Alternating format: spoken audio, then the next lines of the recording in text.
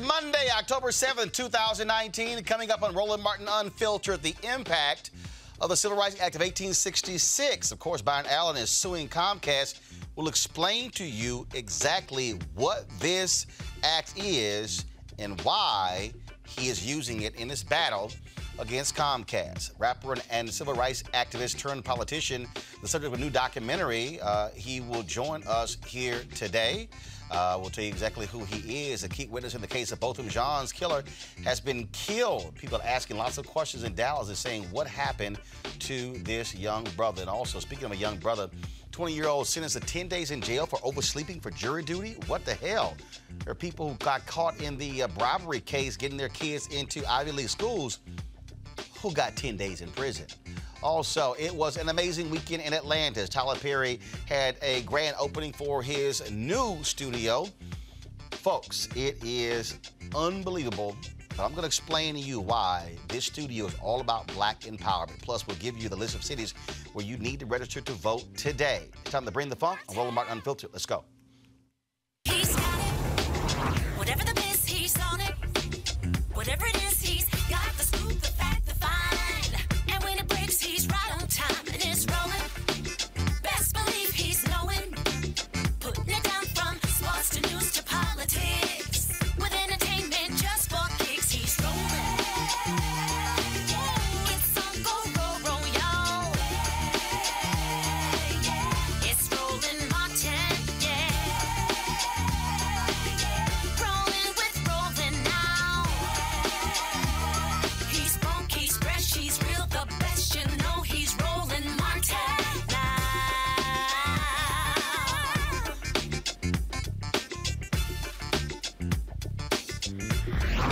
Martin.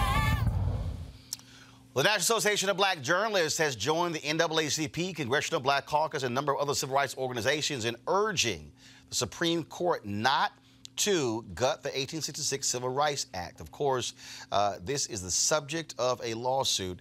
It will go before the Supreme Court on November 13th of this year. Now, first of all, this speaks to the Civil Rights Act of 1866, which said that companies could not discriminate against African Americans. Now, the potential outcome of Comcast is urging the Supreme Court to undo equal opportunity protections afforded under the 1866 Civil Rights Act could have a tremendous impact on NABJ's 4,000 members, according to NABJ.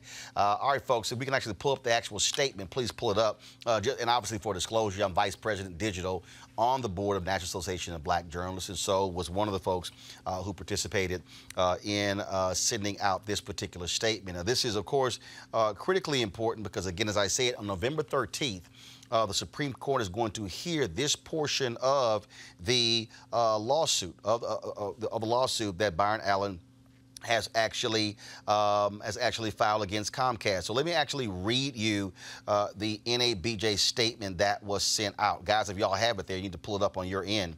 It says that, so I don't know why we don't have it there. Okay, fine. The National Association of Black Journalists joins the NAACP, the Congressional Black Caucus, and numerous other civil rights organizations in urging Comcast and the Supreme Court, I'll turn it this way, Comcast and the Supreme Court to not dismantle the critical protections provided under Section 1981 of the Civil Rights Act of 1866. The potential outcome of Comcast urging the Supreme Court to undo equal opportunity protections afforded under the Act could impact our more than 4,000 members as well as black media professionals and entrepreneurs nationwide.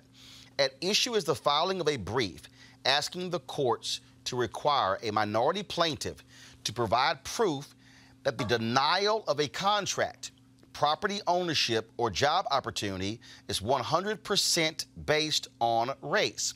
For example, a company's decision to not award a contract or a job to an African American or any person of color could be 99% based on a reason of race and only 1% based on a lack of sufficient experience in the industry. What Comcast is proposing allows for acts of discrimination to be hidden by the justification of that 1%, leaving those impacted with no legal remedy to pursue. Even if the motive of the Comcast filing is isolated to defending itself in one court case, the profound and widespread lasting impact will be devastating to minority entrepreneurs and aspiring entrepreneurs. It will also have a negative impact on communities of color in that there will be even fewer media platforms and content of interest produced for and by us. NABJ strongly urges that these efforts not be allowed, as they would have a huge long-term and negative impact on our members and their content creating opportunities, as well as entrepreneurial aspirations. And so, as I said, this is going to go before the Supreme Court on November 13th. Joining us right now is Mustafa Santiago Ali, former senior advisor for environmental justice at the EPA, Dr. Julian Malveaux, economist, president emerita of Bennett College, and also Derek Holly, host Reaching America podcast. And a little bit later, we'll be joined by the executive director of the Thurgood Marshall Civil Rights Center at Howard University, Justin Hansford, to actually explain this law. Julian, I want to start with you. So first of all, for the people out there who do quite understand, the Supreme Court is not ruling on Byron Allen's lawsuit. Right. They're only ruling on this particular aspect here, which Comcast appealed. He filed a lawsuit against AT&T, against Charter and Comcast. Those other two settle the lawsuits, put his networks. What he is saying is that that Comcast is blocking, using race, blocking the placing of his networks on their systems. They fired back saying, wait a minute, we put other black networks on our systems, and so your argument makes no sense. But by taking this to the Supreme Court, what's also interesting here is that the Department of Justice under Trump, they have sided with Comcast, and Comcast has done something that I can't recall anybody doing. I can't remember anyone ever allowed this. They are going to allow the Department of Justice 10 of their 30 minutes to argue before the Supreme Court. I can't remember a private company, even though they're publicly traded, suing and saying, allowing the Department of Justice to actually give them a third of their time, the amount of precious time argued before the Supreme Court. They're giving 10 to the Department of Justice to argue on their behalf. But let's look at the context of this administration. Let's look at what this Department of Justice has done around affirmative action. Let's look at what 45 has said about African-American people. Let's look at who we have on the Supreme Court, these new justices, Gorsuch and Kavanaugh, and their positions on affirmative action. This is very ironic, Roland. This week is Med Week, Minority Enterprise Development Week. I just came from Philly, where I keynoted their opening. And my theme was that economic entrepreneurship is a revolutionary act. And it's a revolutionary act because we're not supposed to do that. We're supposed to just slither away and let folks do this. This is wrong. It's beyond wrong. And it has reverberations beyond Byron Allen. It really does speak to the ability for black folks to participate in the economy and for black folk to be treated fairly. That notion that you have to show it's 100%, nothing is ever 100%. But what we ought to be able to do is go back to the Croson case where people talking about pattern and practice. In other words, if black folks are 12% of the population, we get 2% of your contracts. What's up with that? Especially if we're in the industry. So, you know, if African Americans, we represent 12% of the population, how many black-owned channels has Comcast let on there? Mustafa, what's quite interesting about this, again, to see the DOJ step in the way they are. But also what you have happening here is the fact that it was, you know, the legal precedent or the strategy of Byron Allen to use the 1866 Civil Rights Act as the basis for the lawsuit. And he's been able to fund this thing all the way through, which is also different.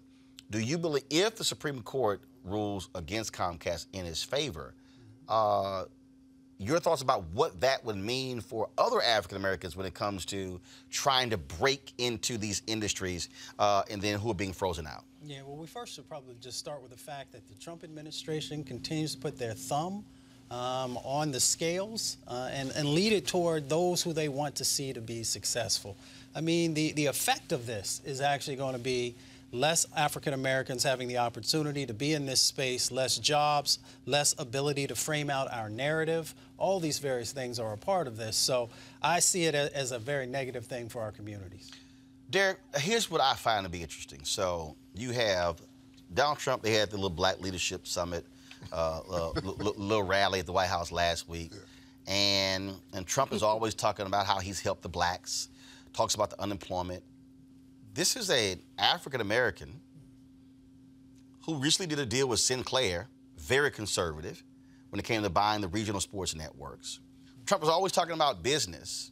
Was talking about, helping black folks. I'm still trying to find the evidence of that. But now they're siding with Comcast. And again, if the Supreme Court rules in Comcast's favor, that would mean that if you wanted to sue a company, 100% of the reason would have to be your race. Not 50, not 75, not 99, 100. That's a hurdle that... I agree. It's an impossible hurdle. And so, but I look at it, because like I said, it is an impossible hurdle to handle and to try to overcome. But at the same time, I'm just wondering, I do wonder why, and why the DOJ has anything to do with this, and how that even came to be. But also go back to, Roland, what we talked about last week, just when, Comcast is still arguing that, we've let other black programming on, and we've allowed other networks to be established on Comcast. And Comcast owns Universal, which is NBC and all these programs, all these stations, that kind of thing. So I'm trying to figure out, again, we go back to is it content with Byron, or is it something else? And so that's what I'm wondering, because they've done it before. And for it to get all the way to this point, I'm just wondering what else has happened that they won't allow him on this network. Well, I'll tell you what else has happened. This is a white male ego game. They do not like the way that Byron Allen has come at them. He has come at them aggressively. He does not back down. Folks cannot stand black men especially, but also black women who stand up to them. And that's really what's happened. They're drawing a line and saying, we're not going to let this brother tell us what we're going to put on our network. I think I'm going to agree with you that too, but then I also look at, I go back to the content part, because I actually turned to Byron Allen, one of his shows, I guess it was a few months ago, and I was looking, I was like, is this a rebroadcast? Because I couldn't tell, that's why I go back to the content part of it. And according to Comcast, their reason for this whole deal, is the content. Okay, that's fine. But again, though, taking this thing now to the Supreme Court, this could now completely change. Again, you're establishing legal precedent. Sure. Yeah. By being able to say it's 100%. Guys, let me know when our guest is there. That's why I wanted the guest to walk us through that. But that's okay. No one told me the guest was there. All right, let me go to the guest then. Justin Hansford, Executive Director of the Thurgood Marshall Civil Rights Center at Howard University. Justin, how you doing? Good. How are you doing? I'm doing great. All right, so for our folks who don't understand, again, we know about the 64 Civil Rights Act, 65 Voting Rights Act, 68 Fair Housing Act. But explain to folks exactly what the 1866 Civil Rights Act is, why it was implemented. Sure. So 1866, we know that the Civil War had just ended, and we found that there were black codes created to make sure that black Americans were not entitled to full citizenship rights in America. That included, of course, the ability to engage in opening businesses, but even on a much more basic level, even the ability to buy and sell products. Even those basic things were denied to black people in 1866. So Congress passed this act, the Civil Rights Act of 1866. It was vetoed by Andrew Johnson. Congress overrid the veto to ensure that we had more rights, citizenship rights, that would allow us to participate in the economy and to do so on what would be somewhat of an equal basis. So from the very beginning, this was a law passed specifically to help the freed slaves. Now, fast forward 150 years, like many of our civil rights laws, they help a lot of people. This is something that is important not just for Black Americans, but people of all different racial, ethnic backgrounds. Anybody who may be discriminated against, they can all look to this law to make sure that they can be protected from this type of discrimination. And so this has wide impact for people throughout the country, just like many of our civil rights laws, which were initially passed specifically coming out of the Black struggle, have gone on to be important for everybody throughout the country. Obviously, the act also covered some other things, including the right to vote, things along those, or had the same right as white citizens to make and enforce contracts, things along those lines. But what do you make of Byron Allen using this legal strategy of using this Civil Rights Act as a basis of his lawsuit, his $20 billion lawsuit? Well, I think that the way that the Department of Justice has come on and used this opportunity to create a precedent, as your guest noted, that will take us back in over 150 years, to be exact, and really destroy one of our main avenues for civil rights, makes it a risky act to use this act for his argument. But however, I can see why he did so. Whenever companies or anybody who is involved in racism can simply point to a pretext, we see this oftentimes in the case of policing. If they can point to some sort of pretext and say, well, yes, the person was black, but also look at this other small factor. This other small factor was the real reason for our discriminatory decision. Whenever they can use that pretext to move forward with their discriminatory activity, it really makes the letter of the law laughable. And so there's a lot at stake here. I think the strategy specifically to use the civil rights law, just like in any civil rights context, it can be flipped and used against us, right. And the impact will be severe if indeed we lose this case. That's going to be seen by the amicus briefs filed by the NAACP Legal Defense Fund and the Congressional Black Caucus. People throughout the civil rights community see the possible wide-ranging impact of this lawsuit, which, to be honest, really creeped up on a lot of us. I think with all of the things that have been happening politically, this is something that has flown under the radar for the last few years. And, here we are right in front of us. The arguments are going to be happening in November, and we have this huge risk right in front of us. Well, but let's just be honest, Justin. The reality is lawsuits are filed every single day, all right? And the Supreme Court takes very few cases. Yeah. So really what happened here is that when the Supreme Court took this case, that's really what elevated it, because all of a sudden it was like, whoa, hey, wait a minute, the Supreme Court is now looking at this whole deal. I think that's what actually changes it. So when the court does something like that, again, it elevates any case, because it's rare for a case filed to go through the court system and make its way to the Supreme Court. Very rare. So under 100 cases per year is what the Supreme Court hears. This is, over tens of thousands, probably in over 100,000 cases in the federal courts, in the district courts every year. And so to make that cut, usually they only do so when they're ready, or somebody in the Supreme Court is ready to make a big, bold move. So that also raises the alarm bell. Right. But before we got to the Supreme Court, this was already in the Ninth Circuit Court of Appeals, which covers a vast area on the West Coast, California, and other places. So it was already a major concern, but now this is something that can affect the whole nation. All right, then, Justin Hansford, we surely appreciate it. Thank you so very much. All right, thank you. All right, folks, let's now talk about, of course, this story out of Dallas, which is just so stunning, and that is the young man who testified on behalf of the deceased Botham Jean, who was a neighbor, lived across the hallway from him, shot and killed on Friday. Stunning, stunning story. Today, this morning on the Tom Joyner Morning Show, I talked with Darrell Washington, one of the family lawyers, and the family is absolutely stunned by this young man's death. Joshua Brown, of course, testified.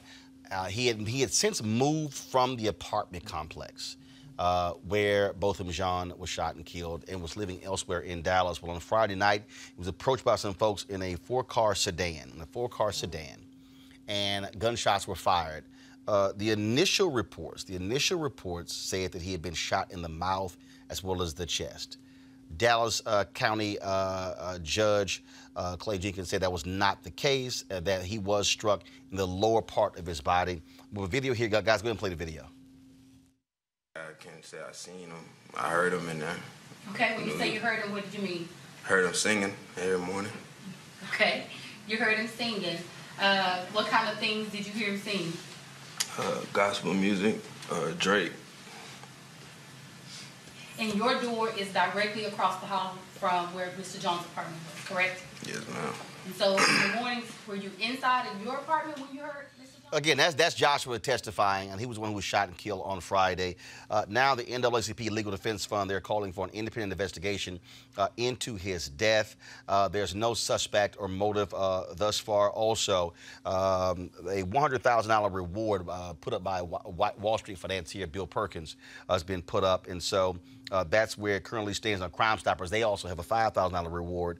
If there's any information regarding this case, you can call Detective Jacob White at 214-671-3690. You can also email Jacob White at jacob.white@dallascityhall.com. The case number is 202-433-2019. Again, the case number is 202-433-2019. Bill Perkins, he is the author and the CEO of Breeza Max Holdings consulting firm, and he's offering a $100,000 reward. The Crime Stoppers number is 214-373-8477, 214-373-8477. So certainly a sad case there, and so we will hopefully find the killer or killers of Joshua Brown. Got to go to a break. We'll be back on Roland Martin Unfiltered. Want to check out Roland Martin Unfiltered? YouTube.com/Roland S. Martin. And subscribe to our YouTube channel. There's only one daily digital show out here that keeps it black and keep it real. It's Roland Martin Unfiltered. See that name right there? Roland Martin Unfiltered. Like, share, and subscribe to our YouTube channel. That's youtube.com/Roland S. Martin. And don't forget to turn on your notifications so when we go live, you'll know it. You heard me talk a lot about marijuanastock.org. Why? Because I want to keep you informed of investment opportunities that make sense. We've all watched the growth of the cannabis industry, now at more than $340 billion worldwide. And of course, we're seeing an increasing number of states in the U.S. actually make marijuana illegal. Of course, the cousin of the marijuana is the hemp plant with a much higher concentration of CBD, which means hemp gives you all the medical benefits of marijuana without getting you high. Until recently, hemp farming was practically illegal in the U.S., but the 2018 Farm Bill changed all of that, now making it legal. What does that mean? That means folks need land. And this is a credible investment opportunity. That's why 420 Real Estate is moving forward. Their business model is simple. They buy land that supports hemp CBD grow operations and lease it to licensed, high-paying tenants. That's right, they are hemp CBD landlords. You can get in on the action. What they've done for the viewers of Roland Martin Unfiltered, they're allowing you to make a minimal investment of $200. Initially it was $500, now it's $200 in this crowdfunding campaign that you can give from $200 up to $10,000.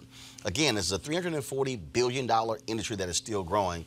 You can participate with as little as $200. To invest, go to marijuanastock.org, marijuanastock.org. And that's, again, marijuanastock.org to get the game and get in the game now. All right, folks, so we always talk about voter suppression here on Roland Martin Unfiltered, and guess what? We have another case of that. This is what is actually happening in Georgia. Officials in Jonesboro, Georgia, are trying to move the city's sole polling site from a museum to the Jonesboro Police Department. The Lawyers Center for Civil Rights Under Law believes this is a clear example of voter suppression, and they, along with their partners, are planning to resist these efforts. Derek, this is the thing that we have seen in other places as well, where they are moving a voting site from a recreation center, from a church, in this case a museum, to a police station. And many folks believe that's a chilling effect. Clearly are trying, because people who are, and they, look, this is happening in many other places. Right, I ain't going to there. And you're like, seriously? Right. And so, I mean, I have no argument, other than it is a way to suppress the vote. And they did the same thing happened in Georgia last year when they tried to shut down several voting places in a little town. They went from like 7 down to 2. And put it, or one county, they want to put it outside of the city limits. Sure, yeah. This is definitely... And any black person who's had any kind of trouble with the law, you're going to avoid going into a police station. Right. So what is the purpose? But this is the thing. Like every time I have, not all of them, but every time I have black Republicans on the show, they're like, no, folks like Malik, who might say, no, I don't think it's voter suppression. I'm sorry. When you cannot explain to me the logic of saying, let's move a voting location from a museum to a police station. This happened in Texas as well. I've seen it before. It's voter intimidation, Roland. It's not suppression. It's outright intimidation. It's both. Because you want to intimidate them so they don't vote to suppress the vote.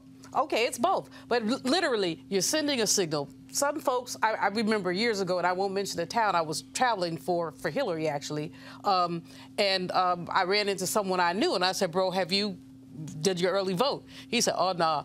This particular county had gone from 8 polling places to 3, and one was at the police station. He's like, nah, man, I got child support, I got parking tickets. I can't argue that, Roland. You know what I'm saying? You got to keep it real. You know, so he's like, no, I'm not going there.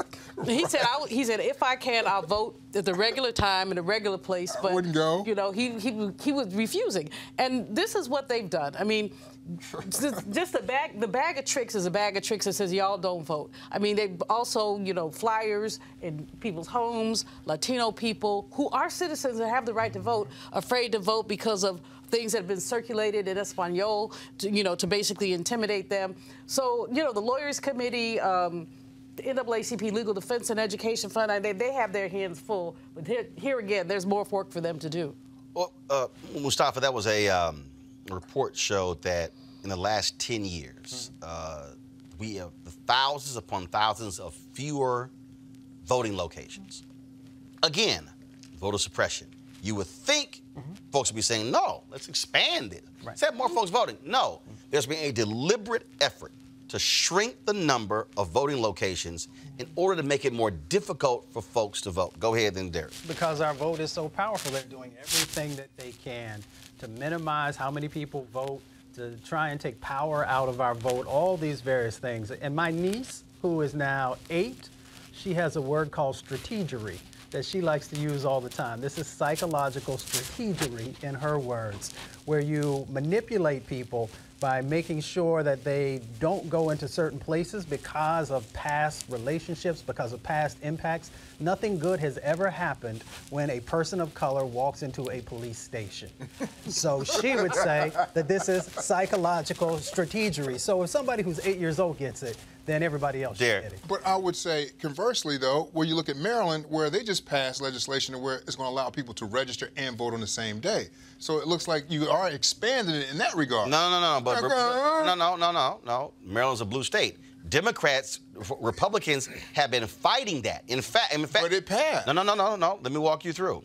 In the state of Maine, they've had I got it. What I'm saying is they had same-day voter registration in Maine. The Republican legislature goes, oh, we don't need that. Got rid of it. Voters said, we didn't ask y'all to do that. Came back 2 years later, put it on the ballot, and it passed by more than 65%. We see other examples where Republicans have fought same-day voter registration. Trump has spoken against that, saying, oh, no, that's fraud. And so in these places where folks have been saying, no, we should be expanding the opportunities. Like, for instance, it makes no sense that you're not automatically registered when you turn 18. It is illogical. Then you had Republicans in Ohio who went a step further. This case went to the Supreme Court, and the voter lost. A white guy sued them. Their deal was, you haven't voted in the last 2 elections, so therefore we're going to purge you from the rolls. The guy was like, wait a minute, hold up. Just because I didn't vote in the last 2 elections, we sent notices to you, which, first of all, it looked like a damn bill, so people ignored him. So what happened was, guy sued, goes to the Supreme Court, and the Supreme Court says, no, y'all can do that. So now what has happened? States all across the country are now purging voter rolls. So you got people who are registered to vote who go, wait a minute, I didn't even, just because I didn't vote, now you're purging me? That's how convoluted the system is. And the problem that you have is, I'll give another example. In Wisconsin, how they are gerrymandering districts. They got into a room, and the Republican consultants used an algorithm that was devised for something else. It was a Nobel Prize-winning guy, mathematician. And they gerrymandered the districts, called each Republican in, they had to sign a statement swearing they would not reveal any of this information, and they showed how they can parse these districts. And so that's why in Wisconsin, Democrats could win 55% of all votes and then still lose the seats when there. So the tricks that are being played with the voting is actually being led in this country by the Republican Party. I disagree, because I've seen the gerrymandering happen straight in Maryland. I had census contracts. Hold on, that was one congressional seat.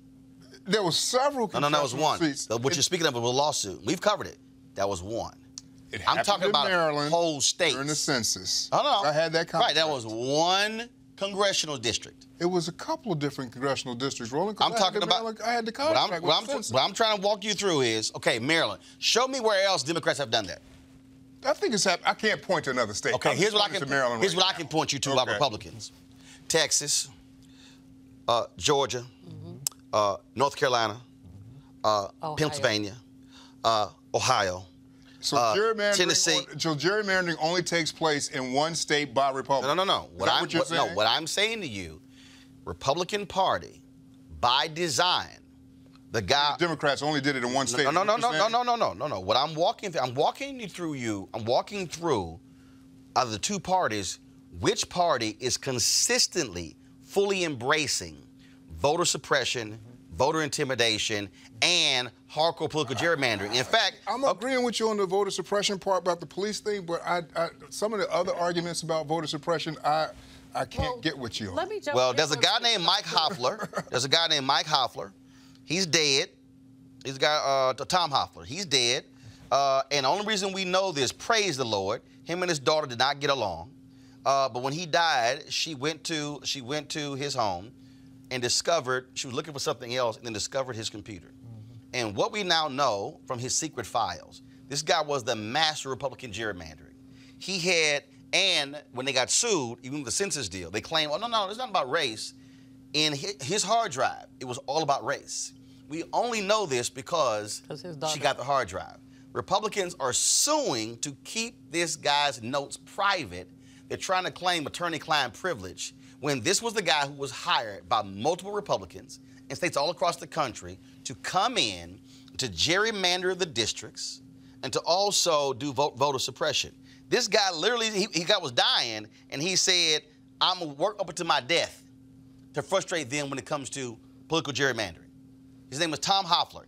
Folks, go to the New Yorker, and you can read this story. Matter of fact, go to my iPad, folks. This is the headline, September 6, 2019. The secret files of the master of modern Republican gerrymandering.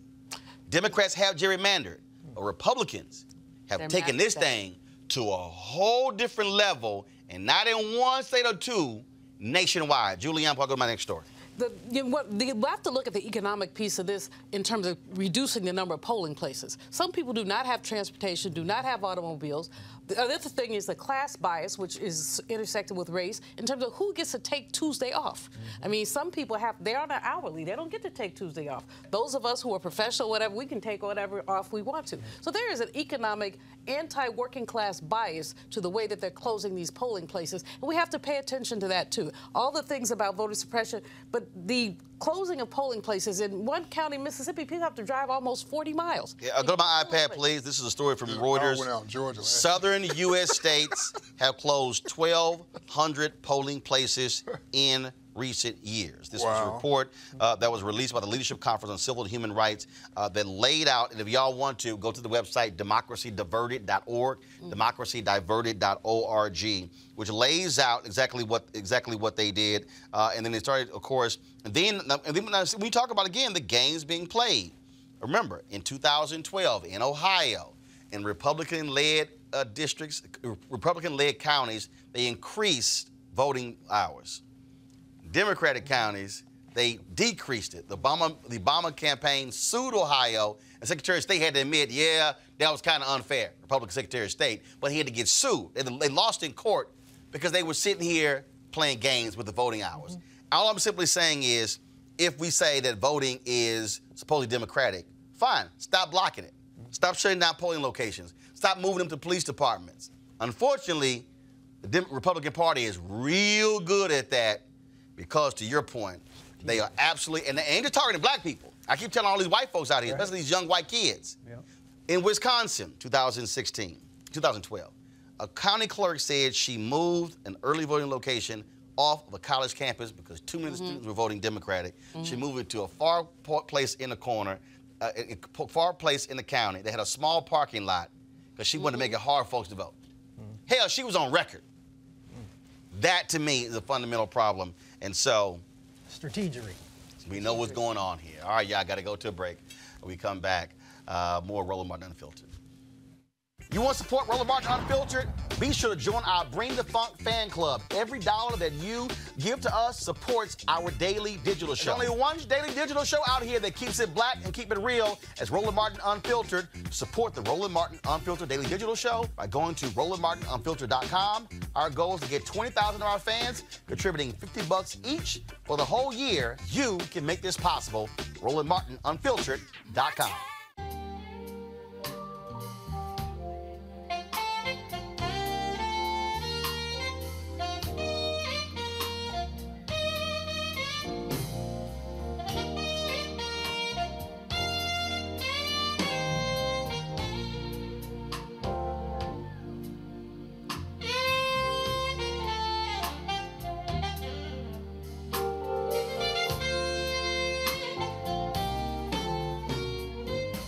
All right, y'all, that's my alpha brother, Gerald Albright, one of the many performers at the second annual Luxe Jazz Experience taking place in Cabo, Mexico, November 7th through the 11th. The folks at GFNTV.com, they're going to actually be live streaming all of the concerts covering those 3 days. You can get a streaming pass, of course, for $10.99. Let me, again, go over who's going to be 14 different acts performing. Gerald Albright, Pieces of a Dream, Alex Bouillon, Roy Ayers, Kirk Whalum, Donnie McClurkin, Shalea, folks, a number of people who are going to be performing, a number of R&B, jazz, and gospel artists, again, taking place 7th through the 11th. That's the Luxe Jazz Experience. The live stream is going to be November 8th through Sunday, November 10th.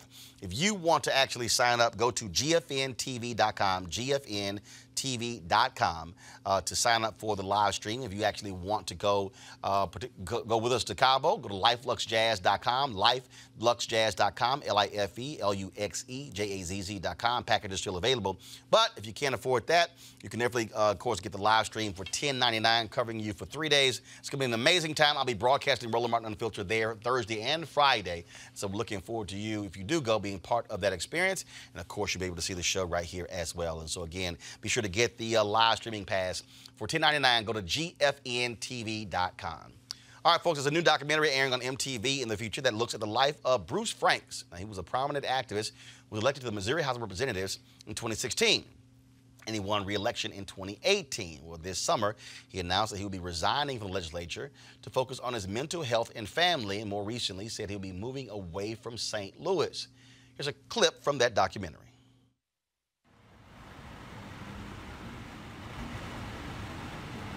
I gotta let you watch the old school Ghostbusters, the one that came out when I was your age. Oh, well, I watched the old Ninja Turtles when I was your age. When you was my age? Yeah. Okay. That sounds interesting. When you were a baby.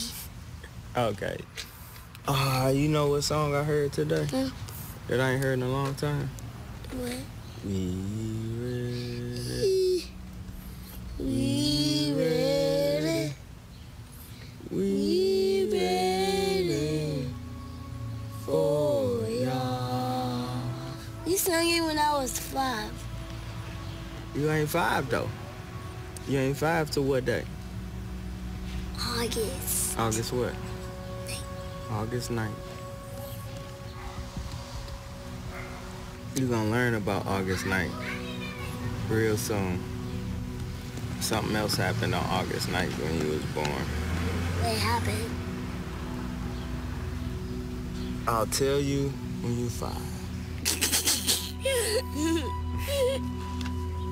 On August 9th. On August 9th. On August the 9th, 18-year-old Michael Brown was gunned down by a white police officer in Ferguson, Missouri. Ferguson has been in turmoil after a white police officer shot dead an unarmed black teenager. If we don't get it, shut it down. If we don't get it, shut it down. If we don't get it, shut it down. If we don't get it, we do this for Mike Brown. Turn up. There's not really a conscious political voice in battle rap. It's a way to reach people. It is, man. I'm about to make a political move in my city. I'm about to run for state representative. Remember, I'm the one that went from being pepper sprayed and tear gas to being sworn in. If everybody look to their left, you gonna walk right into gun violence. On my day. Senator. I do that I will support the Constitution of the United States. Congratulations.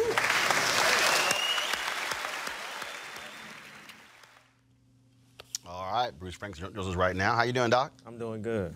So, you get elected. Folks are excited. They're talking about your youth. They're talking about someone from who's an activist now going to the public space. But when was that point where you said, I can't stay here? It started in 2018, right around August 19th, 20th. My best friend was killed. I've been through a lot of gun violence, but that was, he was the closest person to me. When he was killed, as well as other things that I was going through in life, in November, my godson was killed at 16 due to gun violence. And just the weight of being a representative, in a Black poor community, right? And having that weight on your shoulders. It's like everybody hypes you up to run and they want you to run and they're excited when you win, but nobody tells you about a lot of these other things, the mental strain and a lot of the stuff you're gonna go through. And so I had got to the point where I fought through it, starting to recognize like my mental health, depression, anxiety I was going through. And, to be quite honest, even in December of 2018, suicide. And fought through that and decided to go back when session started in January. And when I started back, when I got there, I was like, you know what, I don't even want to be here. Did you have any of that prior to running? Or did it really come about after you got elected? And was it that you were not fully understanding of all that it went into? Because the reality is, when you get elected to office, it's not a 5-day-a-week job. No. It's 7 days a week. Yeah, 24 hours a day. If you truly doing the right thing and you're there for the people. But you're right.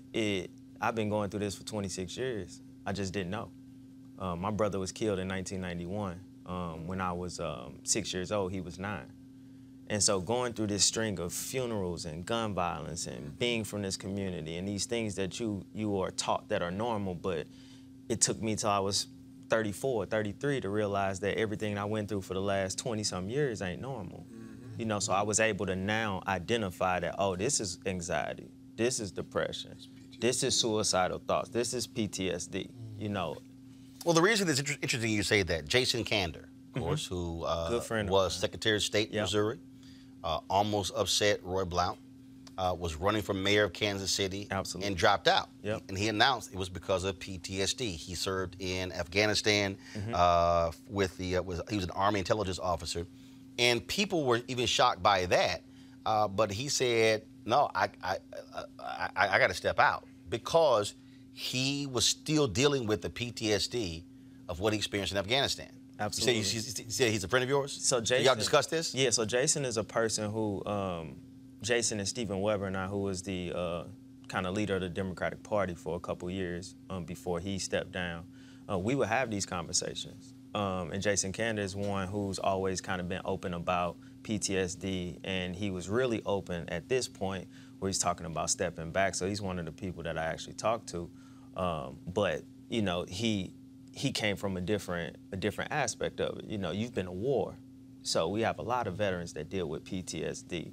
So it don't matter if you're a veteran dealing with PTSD that come from a war or you're a Black kid from a community fighting a war you didn't sign up for.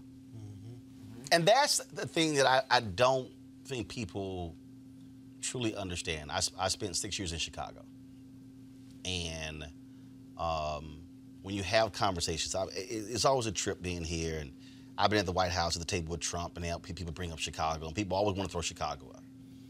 But I got to walk people through because I tell them all the time, I said, look, I was born and raised in Houston, and I'm trying to think it may have been maybe when I was in high school, I first experienced a classmate dying. Then when I was in college, that was a guy who was our church and our youth group, shot in the head, who was killed. You're not dealing with folks who've experienced 10, 15, 20 deaths before they got to high school. And we're talking about, they should be able to go to school, be able to learn. And you're sitting here 12 and 13 and 14 years old, and to your point, you've gone through all of these funerals, and to act as if I can just go to school as a regular thing, no, it's not. Yeah, especially when it comes to the black community, because it's such a stigma on depression and anxiety. Yes. And, you know, I've heard before where parents told their kids, you can't be depressed. You're too young to be depressed. My brother died when I was 6 years old. My godfather died 8 months later.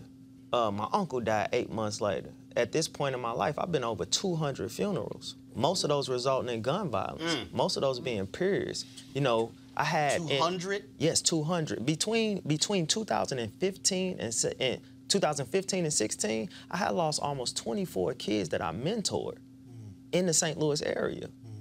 And that's within a 12 to 18 month span. I've been in rooms and I've talked to a room full of white folks that haven't been to 15 funerals in their whole life, and they 60, 70 years old.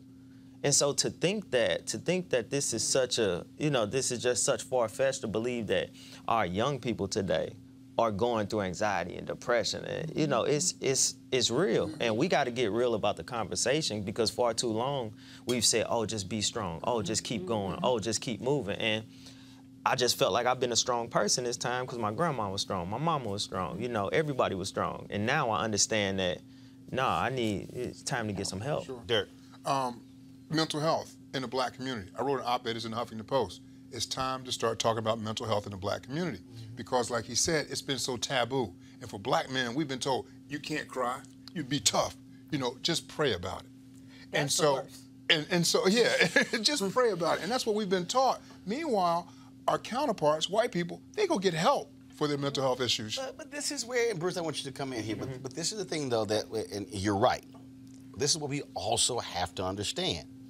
I keep making the point that this discussion about gun deaths goes back to economics.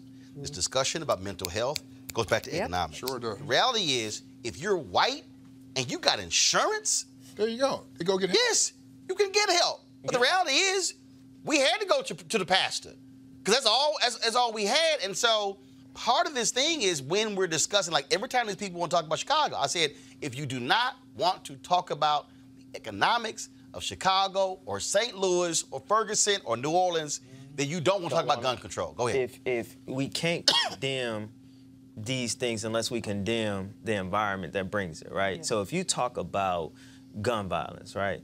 What's the root cause of gun violence? Nobody in the hood, I can't speak for nowhere else, but ain't nobody in the hood just picking up a gun because they want to pick up a gun, right? They suffering from something, like a jobs, education, undiagnosed mental health issues in the black community.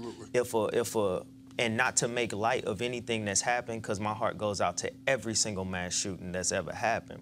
But when a white person goes and shoots up something, the first thing they revert to is, oh, well, he suffers from this. Well, how do we even know that he suffers from that? Because and they bring in massive resources for mental health. Absolutely. Absolutely, but that's where we missing it. In our communities, we don't have mental health resources, right? But even if we get the resources, we got to have a real conversation that lets us know that it's okay to go take part in it. Sure. You know, I want to commend you because for coming out and talking about mental health issues, and I hope to see the rest of your film and that you continue a crusade to raise awareness about mental health in the black community, because there is an absolute stigma against seeking help. There's an absolute stigma against getting medication, but these things can help. When people have mental health problems, some of them are chemical. Yeah. They're not necessarily, you know, trauma-induced, but they're chemical. Trauma induction is also another area. But we really, I want to lift up Terry Williams, who wrote a book about black folks and depression. And she wrote it about 10 years ago. It was a really good book when she talked about how we just are in denial. And the go talk to your pastor. Roland, you're right, there may not be any other resources, but on the other hand, if your pastor is not a licensed counselor and cannot prescribe meds, he ain't gonna do anything for you but hold your hand and say a prayer, which is not ineffective, but it's not a solution. But it's also owning up to, again, the people who are trying to make a difference, and then what happens when services get cut. You talked about the state representative. Go to my iPad. This is a story here of Dr. Carl Bell. I knew him quite well in Chicago.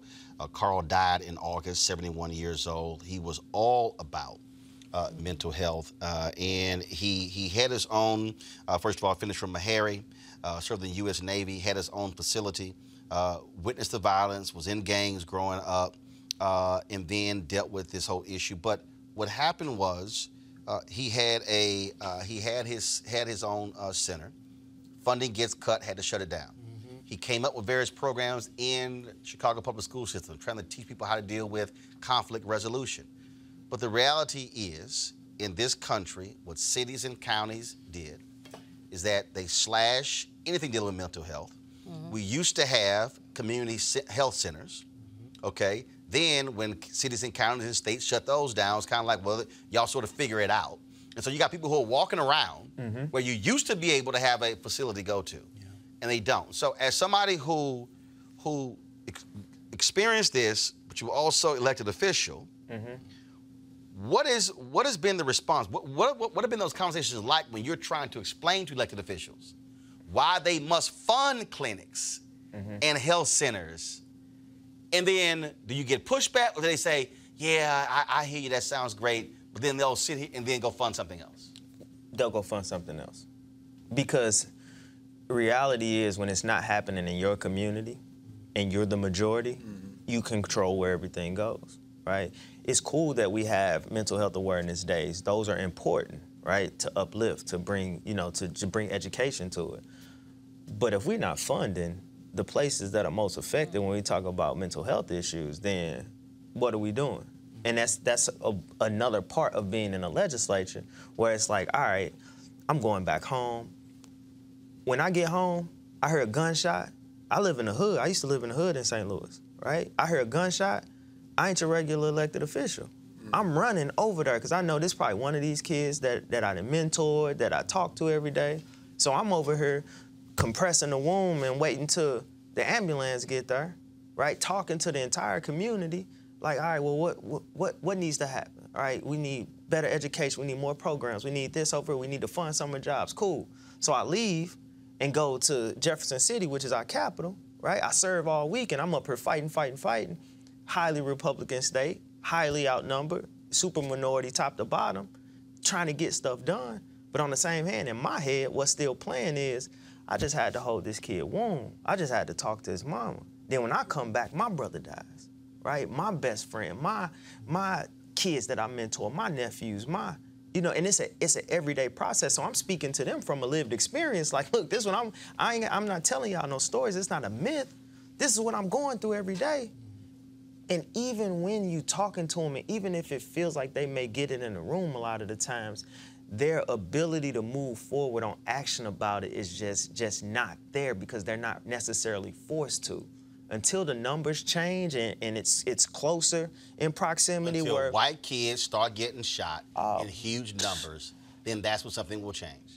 And that's one of the realest things I heard in a long time, because at the end of the day, I fight for everybody.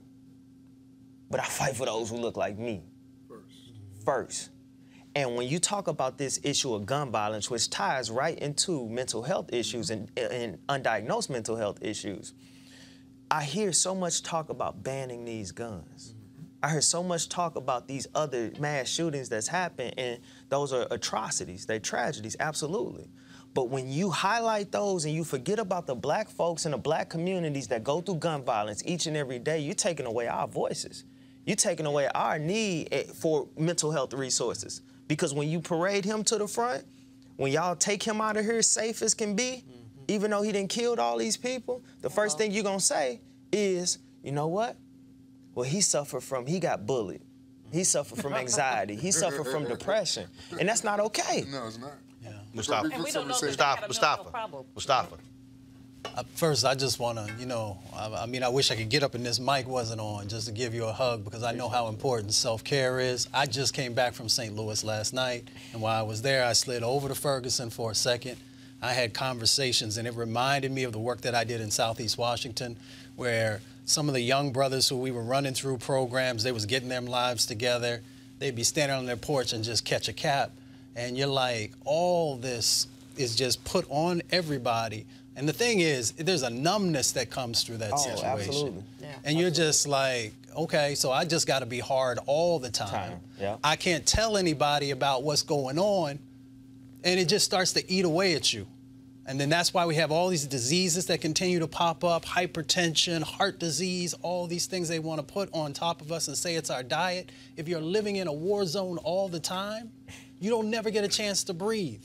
Yeah. So I applaud you for the self-care and for you taking a step back and reevaluating how do we best address these issues. Absolutely. And how do we make sure that we're educating people about our vote and using our vote to actually get the right people in office.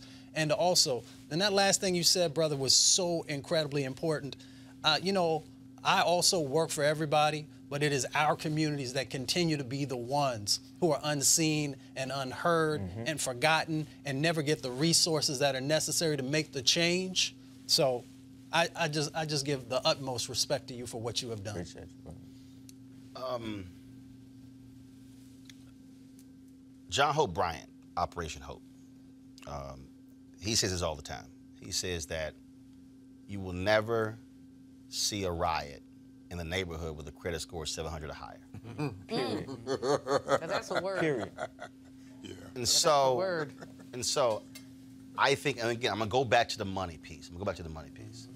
I think every time when people want to yell Chicago, I think our response has to be, where are the jobs? Where's the home ownership? Because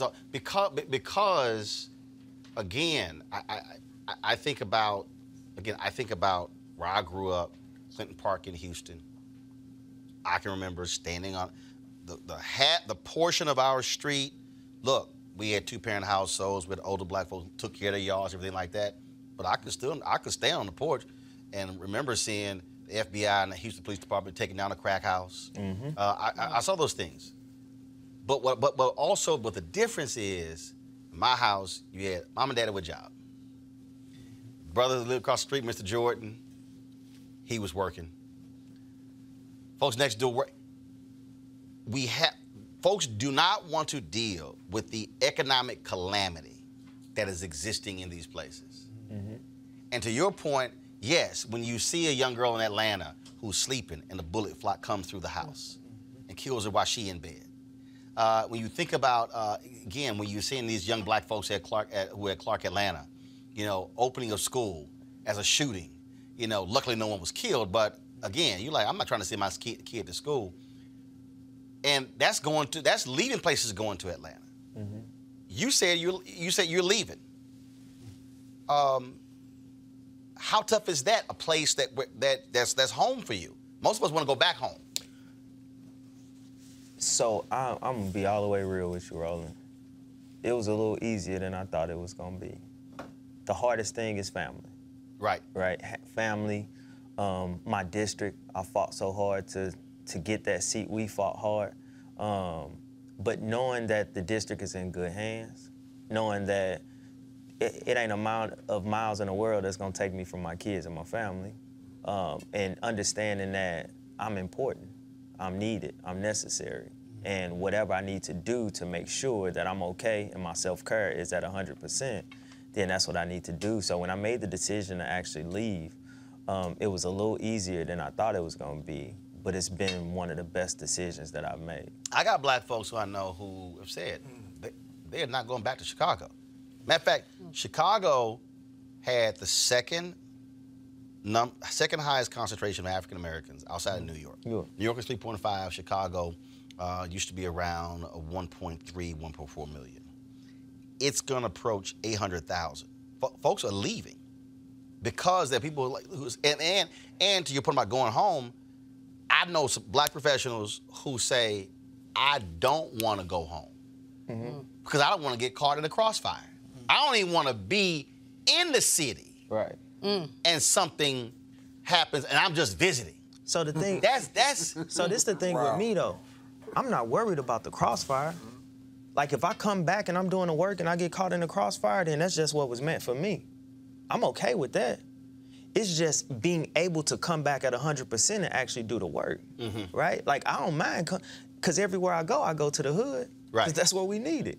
I don't care what state, every state got a hood somewhere. So that's where you're gonna find me. But as far as going back because of, you know, not being caught in the crossfire, not being caught in this, like, no, that's what I signed up for the moment I started to speak the truth and stand on what I believe in. But I need to make sure that I'm at 100% while fighting. See, St. Louis ain't never seen me at 100%. They see me at 50, they see me at 60 in office, they see me at 70, head gone, now I'm at 50. But now I can come back, right? Do what I need to do, leave, and come back whenever I need to. And it's gotten to the point where I realize where my place in this fight is. Yeah, it was one of the dopest things on earth was getting elected. Especially this kid from 4300 Gibson with tattoos on his face that rap, that they thought couldn't do it, right?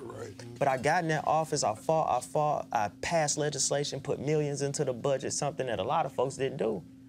But I realized politics is for patient people who understand that it's gonna take a while to change this system. I speak up and speak out. Martin Luther King, Malcolm X didn't make it to 40. Right. I got activists that stood right next to me in Ferguson that didn't make it to 35.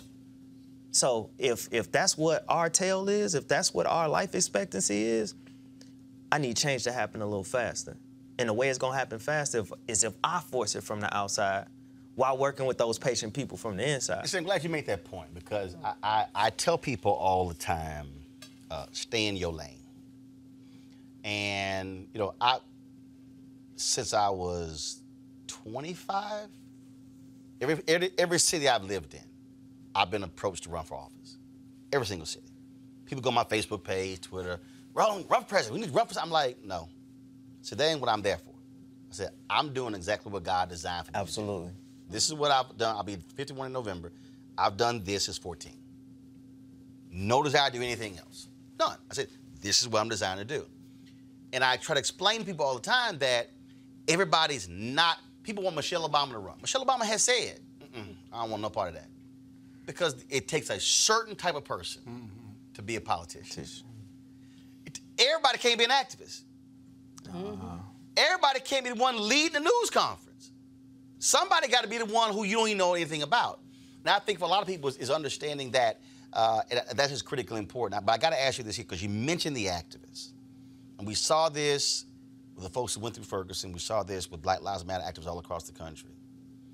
And I tell people all the time, well, you got to study history.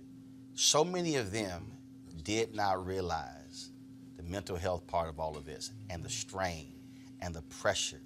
And it hit them and where the work was every single day. And I tell folks all the time, I said, y'all, when King died, his heart, the autopsy said it was almost that of a man who was 70 because the strain and the pressure. And he went through depression. Major bouts. When they had the march in Memphis, where the young brothers behind at the end of the march started busting up the windows, when they grabbed King and took him to Holiday Inn, he literally got under the covers, fully clothed, shaken, and immediately went into a depressive state. That was Dr. King.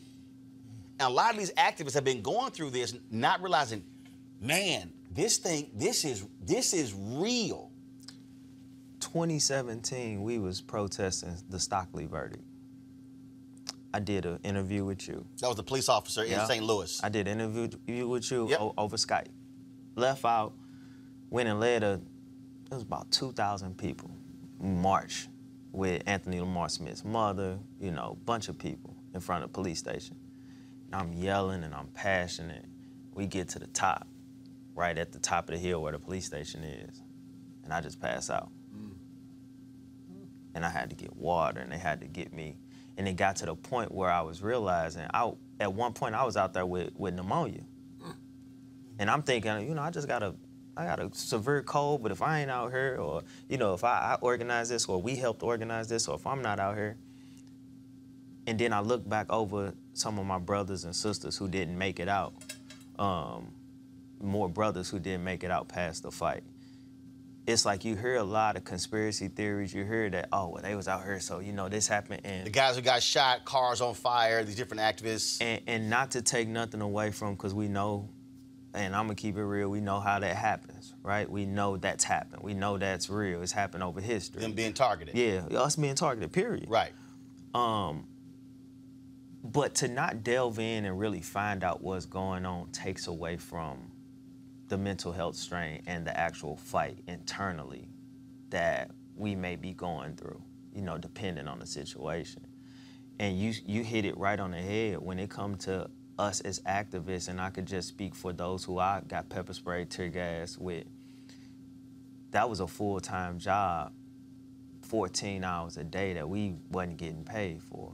We was out there off pure passion and a hope and a prayer, not understanding. Even when we was out there in Ferguson, after Michael Brown was killed, a lot of us didn't know what we was doing out there, but we figured it out. But unfortunately, nobody came up before and said, hey, look, self-care, take care of yourself. Hey, take your time back. And now it's like I look at a lot of things that we've been through, and then those who ain't here, and I realize, you know what, I am important. And in order to fight, I got to be here. Before I go, Julian, as you were sitting there talking about that, I remembered Harry Belafonte's book, his memoir. He talked about when he sent Fannie Lou Hamer and several other activists to Africa for vacation.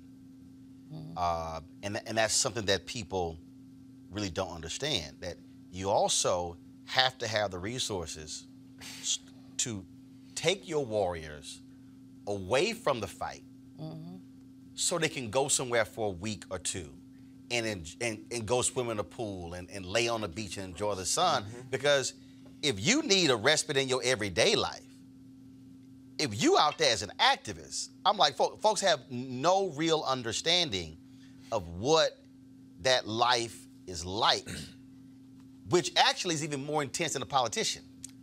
So just imagine being a politician and an activist at the same time. I'm in office, elected, but when Stockley popped off, I was still elected. I'm organizing these protests. I'm helping organize, not by myself, but we organizing these protests. We blocking the highway. I'm getting locked up. I'm getting it from the Republicans because I'm getting locked up and I shouldn't be out here protesting. And I'm getting it from this community, and then I come back to my... You talk about a strain to go back and serve in that house and deal with folks that want to present legislation to make protesting on the highway a felony simply because they got a colleague that's doing it now. You right. I made a good choice. Julian? Absolutely, you did. One of the things you mentioned when you talked about you had to be on top of the hill because while you were sick, because you felt no one else could do it.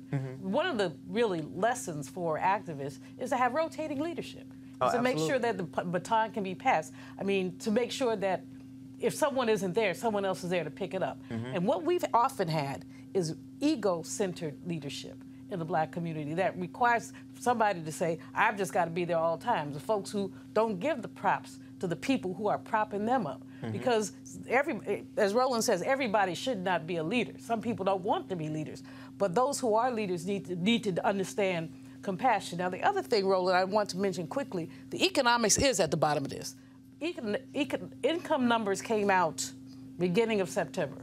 Average white family, $67,000 a year income. Average black family, about 40. Black folks don't take vacations. They take staycations. Right. I mean, whether you're, you know, I didn't take a vacation until I was 35, even though I could have afforded it because I felt like I didn't deserve it because my mama didn't take vacations. So I felt like, you know, what do you mean take a vacation? Right. You know, and so we need to, that self-care thing needs to be hardwired into our community. And you don't have to go to Africa or to Hawaii. You go to Rehoboth, someplace that's within driving distance. Chesapeake Beach. Huh? Chesapeake Beach. Wherever. But I'm just saying, I really want to push the notion of leadership posses. It's one of the things that I liked about the Black Lives Matter young people, is that they really had a leadership collective. It wasn't just one person. Is that now? And my understanding is minimal, so I may be wrong, but that was the perception I got. Is that they passed the leadership around, so you didn't have one person who they took pot shots at. Because the other thing is, people took pot shots at you.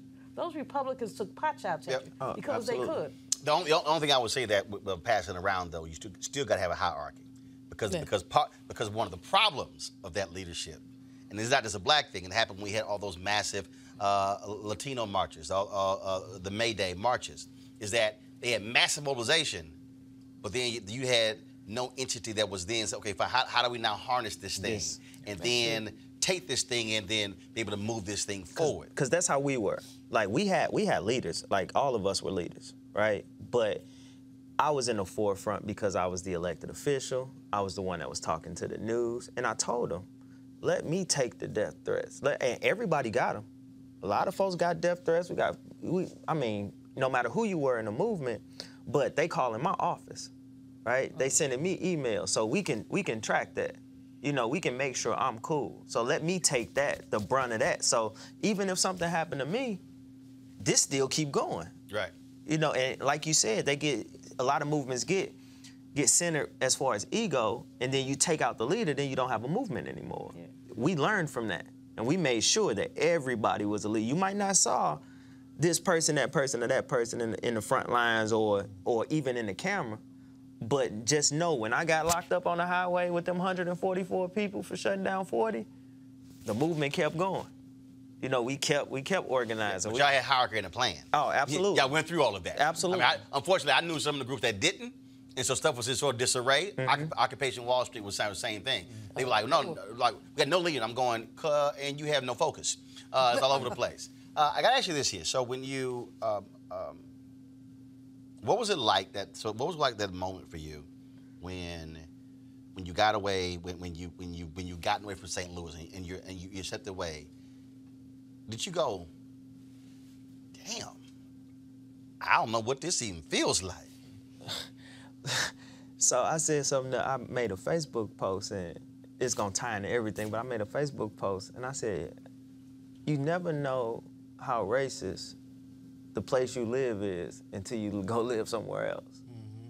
You don't understand how toxic it is until you go live somewhere else. I was realizing that where I live now, I've been there for 2 months. I probably heard sirens twice. Where are you now? He don't tell me, and he should. No, that's that. Oh, you can't tell? That's why I didn't ask. Oh, gotcha. And so, I've heard. You think I went this long time and I thought about that question, Derek? My bad, Roland. This your show. Man, figure out some stuff without having to say it. Hey, you see, I gave him that look. Like. Right. You sure did. That's why I was like, and I gave him a look too, like. Well, I didn't see your look. I saw his. Right. I was about to pat him down. Right. I didn't give him a look. I just swiveled. What the hell? Go ahead. Really? But I realized that I only heard sirens twice. St. Louis, man, from the time you wake up to the time you go to sleep. I left my door open the other day on accident and came home and was like, hold on, they got the searching around and making sure. I realized, you know what, everywhere it just ain't the same. And I love my city. I love my city. I'll fight, I'll die for them. But I will die while I'm fighting.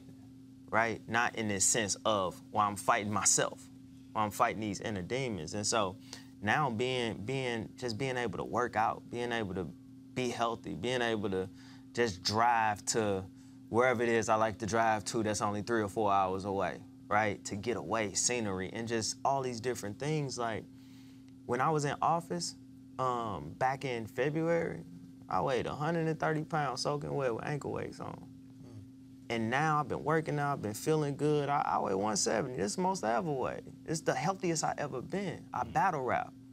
And I looked at my performance from my last battle where I'm in this new space and I'm jumping across stage like I'm 18 again. You know, I'm 35. That ain't old, but for me, that's right. That's double what you used to be. Yeah, I'm getting there, you know? And so I'm looking at how I'm jumping across stage and the energy I got and realizing that not only have politics never seen me at 100% activism, but like my world, like even talking to my kids like, oh, Daddy, you look good.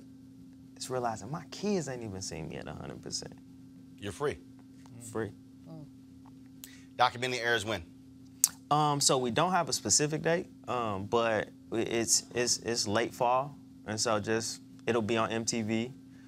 It's in all these film festivals going around, and you know, it's a lot going on, so it'll definitely be highly publicized when it does drop.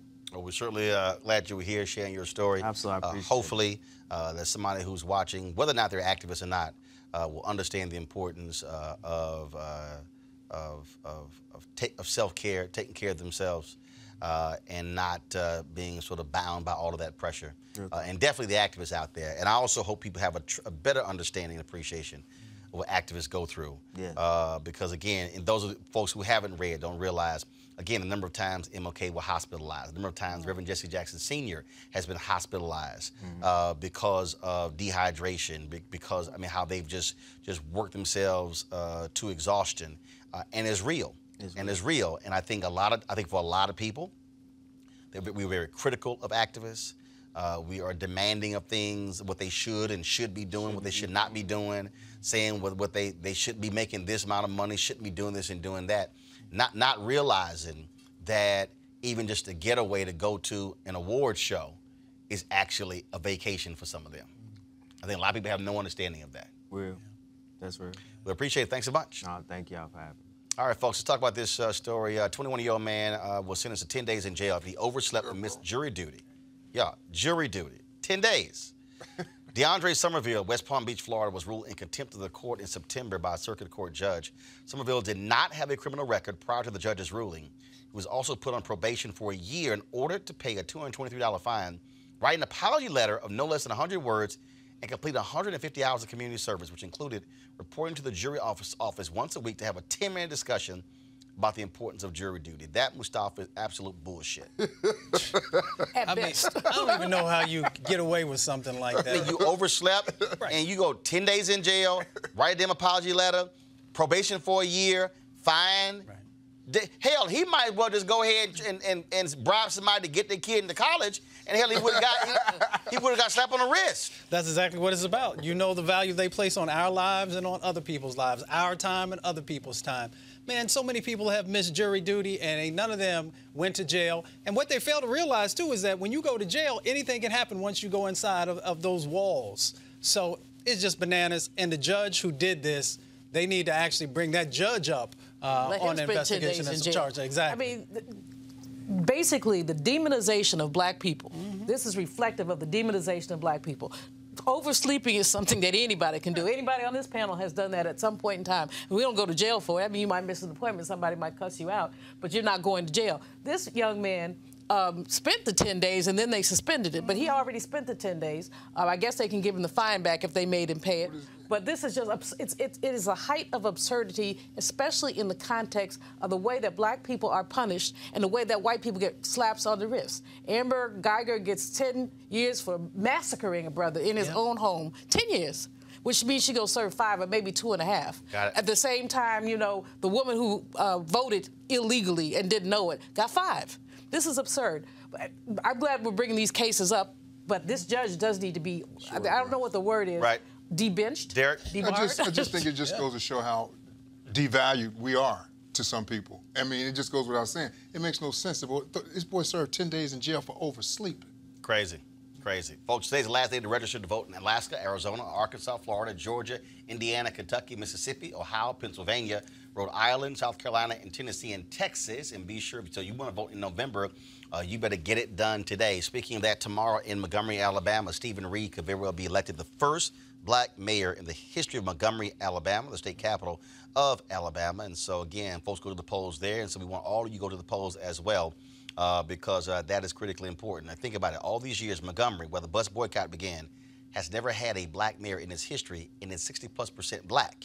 That's also what happens when we don't vote. All right, folks, over the weekend, I had the honor of being one of the VIP guests at the grand opening of Tyler Perry's new studios in Atlanta this weekend. It was unbelievable. We should have some photos, I think, of the event. It was unbelievable. It took place on a Saturday and Sunday. I was not there Saturday for this. I was not there because I was speaking at the Baltimore Civil Rights Gala there. But he dedicated the various sound stages that he is named after prominent African Americans. You see Diane Carroll, Whoopi Goldberg, Spike Lee, Harry Belafonte, Sidney Poitier, Oprah Winfrey, Harry Belafonte, Denzel Washington. I know I'm missing somebody. It was an unbelievable experience. My wife was there. She enjoyed it on Saturday. You see Spike Lee right there. This location is on it was a former Confederate Army base. Then, of course, it later transitioned to a U.S. Army base. And, of course, Tyler Perry took it over. It is an unbelievable place where they've already shot. First of all, it's been open for 5 years, okay? But they just had the grand opening. And they've had all kinds of different movies there, and not just his productions. And, in fact, this studio lot is actually bigger than the Disney lot, the Fox lot combined. and there's still 60 more acres. And so these are all the various photos. Now, the reason you didn't see a lot of photos on social media, because Tyler's people said you can't take photos. And I was here yesterday. This is from the church service that took place yesterday. Unbelievable, folks. Of course, you have Vanessa Bell Armstrong, Shirley Caesar. You had Smokey Norfolk, the Clark sisters, Yolanda Adams. All of them were singing. You see Hillary Clinton, Bill Clinton, they were there as well. That's the great Cicely Tyson. Had a chance to get a photo and talk with her as well. It was just unbelievable. And so let me say this. This is critically important. That those of you who see those photos and you say, oh, that's great for Tyler Perry. But the reality is this here. Black people built that studio.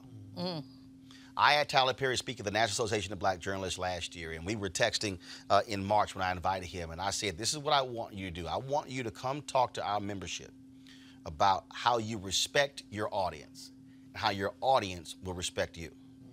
Tyler Perry has never crossed over. That studio was built by black folks. Black folks went to see Tyler Perry's plays. I don't give a damn if you don't like Tyler Perry's Medea plays. I don't care if you don't like his movies. The reality is that black consumers, that's how he was able to do what he's been able to do. Television shows, the movies, the stage plays. He is targeting a black audience. And he said this at the BET Awards. He said that when people were talking about Oscars so white, he said, I'm not interested in sitting at their table. He said, y'all can go do that. I'm going build my own table. He put that on Facebook and Twitter as well in his Instagram page when he said he just celebrated his own table. Why am I saying that? It's because there are a whole bunch of us who love to talk about crossing over. People said after TV One ended my show, man, you're going to go to MSNBC? Go back to CNN? No. Why? Because I'm going to create my own show and build my own show and then turn that and build my own network. Yeah, man, but we need you here. No. Because, see, here's what we have to understand. He now controls his destiny. He's employing his own people. He's also providing opportunities. In Bishop Jake's sermon yesterday, he talked about how when you create a platform, you're actually creating a pathway for others to be able to live their dreams. When I think about the black folks who you now see on cable television, who came through Washington Watch on TV One, who came through News One Now on TV One, I can take this thing back further. The black folks who I put on blackamericaweb.com when I ran it, that was all using the platform to be able to elevate other folks. And that's what Tyler Perry has been able to do. This is the power of black economics, which means that we have to learn to fully respect our dollar. And for too many of us, we don't do that. Now, I said our dollar. Not that person's $1,000, not that person's a million. Because see, here's what happens. We often will say, well, if the well-off black folks would do this. First of all, they are. They are. Yes, Robert Smith, the billionaire, paid the debt off of the Morehouse class. And it's probably going to number some $40 million. And there's people who would say, well, Oprah should do the same, not realizing that Oprah put more than 200 brothers through Morehouse College. Paid for the full education. She didn't do one grand gesture saying, I'm going to pay off this whole class of student loan. She put essentially a whole class of brothers through Morehouse, pay all the expenses. We have to recognize that every dollar matters. When you think about HBCUs, started by freed slaves who took pennies and nickels and gave for those schools. That's the equivalent of $1 and $5 and $10 today. So the real issue that you have to ask yourself is, what are you willing to do? And Black Panther made $248 million his first weekend. I put this on Instagram. I said, imagine if every black person who went to see Black Panther would give the equivalent of 2 movie tickets to their favorite HBCU. Y'all, it's right there on my Instagram page. People, man, what you talking about? That can't change nothing. What $20 gonna do? I said, the same $20 from you, and you was how Black Panther made $248 million. Hello. Everybody didn't go out and rent a studio and say, come watch it for free. Collective dollars creates economic opportunities. And so as you watch these photos, as you see the videos that are going to come out of this amazing experience, you're probably going to be saying, wow, Tyler Perry spent millions of dollars. Do understand, that's a $250 million studio that he built. Not from a white investor. He didn't partner with Disney or Fox or any of those networks. He built. There was a video that was also shown when they were creating that. At the center of that studio, they cut a hole in the center, and he placed a Bible in that hole, and then they covered it up. Because this is a black man who lived in his car, who was homeless in New Orleans, who, when he did his first play, nobody showed up. But he didn't give up. So I'm saying all of that because when we sit back and criticize, oh, his movie isn't this, and it isn't that, do understand what they also did? He created his own Hollywood Walk of Fame for the black people who he gave a shot. That he gave a shot.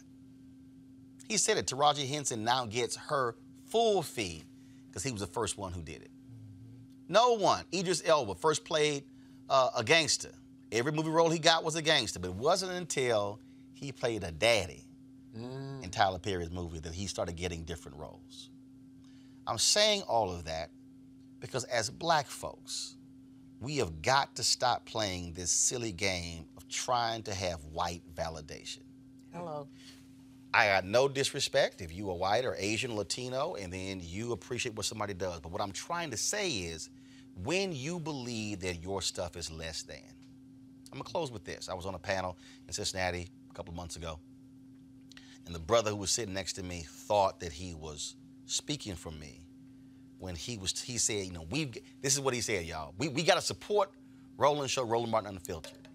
He then said, the quality may not be as good as CNN's. I said, stop.